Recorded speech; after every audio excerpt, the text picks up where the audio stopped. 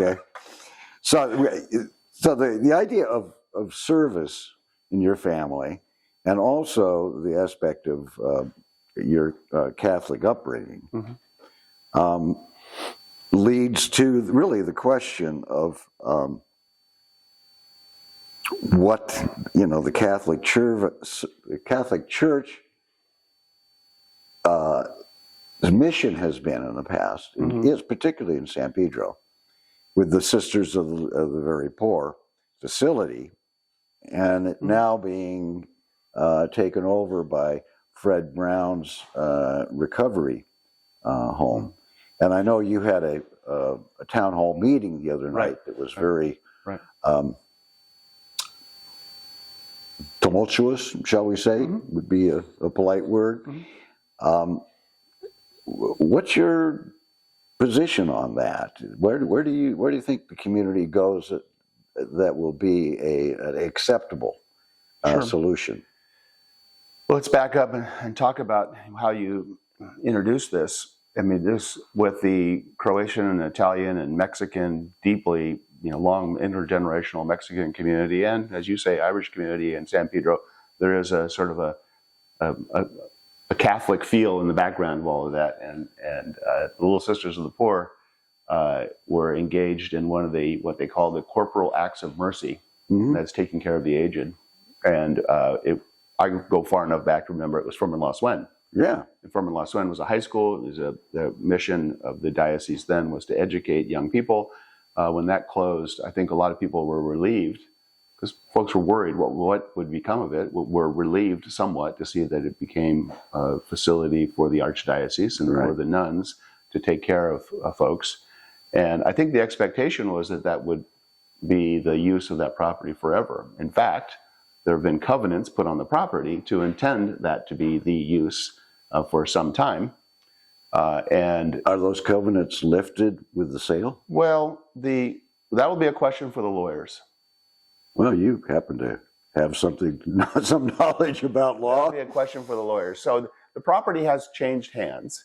The sisters did sell it. They sold it to someone to continue the use, and that person appears to have sold it to another entity. And the framework in the background is that in 2024, the people of the state of California adopted Proposition 1. Proposition 1 deployed through a bond issuance $6 billion to do drug and alcohol services.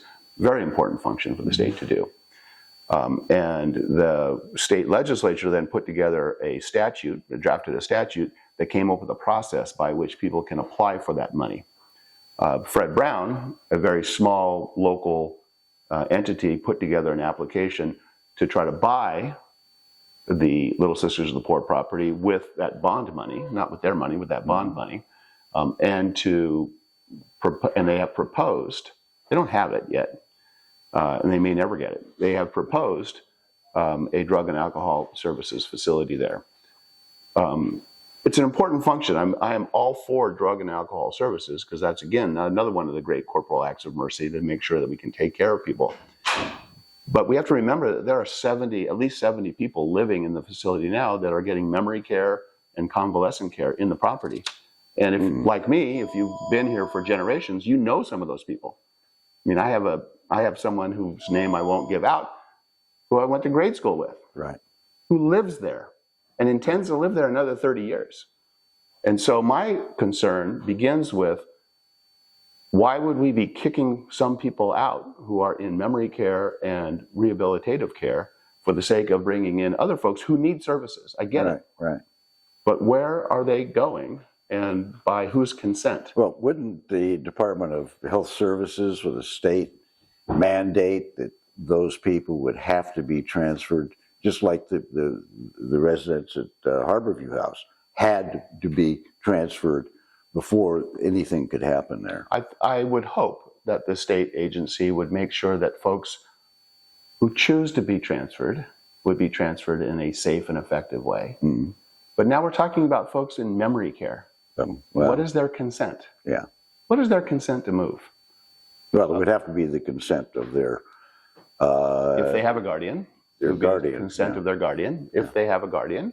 We don't know the circumstances of all those folks. So it begins with, my compassion begins with the people that we're caring for now. What do we do about those folks?